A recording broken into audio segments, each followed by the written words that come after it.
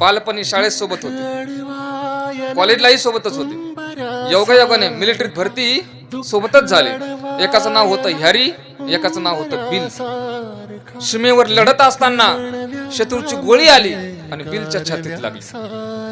लागल्याबरोबर त्या बिलने करुण स्वरात आवाज दिला, हॅरी मला गोळी लागली रे, मदत कर, लवकर ये.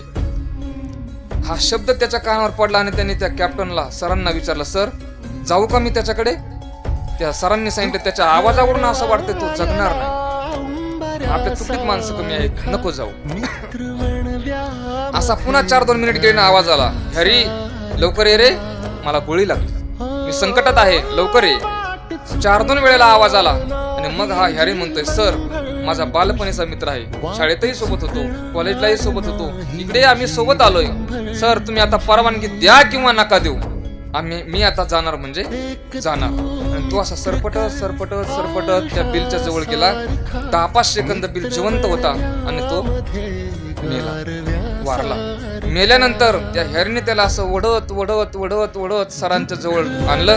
ते सरांनी दृश्य पाहिलं, सरांना राग आला. सर म्हणाले, तुला म्हंटल होतं ना हा वाचणार नाही, गेला कशाला मग त्याच्याकडे? याद राख, अशी चूक पुन्हा जीवनात दुसऱ्यांदा झाली नाही पाहिजे. त्यावेळेस तो हॅरी म्हणतोय, सर मी चूक नाही हो केली, मी जे केले ते बरोबर केले. म्हटले काय बरोबर केलं? सर मी त्याच्याकडे गेलो होतो ना, 10-5 सेकंद तो जिवंत होता, त्याने एक वाक्य आनंदाने उच्चारला आणि तो मेला. त्याचं ते शेवटचं वाक्य होतं, मला खात्री होती तू येशील.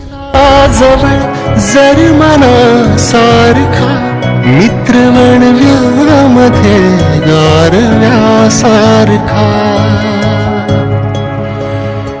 दुःख